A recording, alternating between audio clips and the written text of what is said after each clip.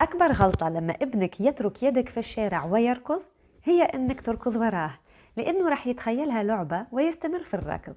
فماذا عليك أن تفعل؟ أولا، قبل الخروج من البيت ذكره في القواعد، ممنوع الركض في الشارع. ثانيا، احرص على صياغة تعليماتك بالإثبات ولا بالنفي، يعني عوضا من أن تقول له لا تركض قل له امشي بهدوء. ثالثا، حاول أن تتفاعل معه طيلة المشوار حتى يبقى مركز معك، احكي معاه، اطلب منه المساعدة إلى آخره. وإذا رغم كل هذا ترك يدك وهرب، استعمل كلمة توقف stop عوضا عن كلمة لا. وأخيرا، فكرة جميلة لحتى توقفوا بسرعة هي لعبة 1 2 3 سولي بالفرنسية، أو grandmother's footsteps بالإنجليزية. بالعربية تختلف التسمية حسب البلد.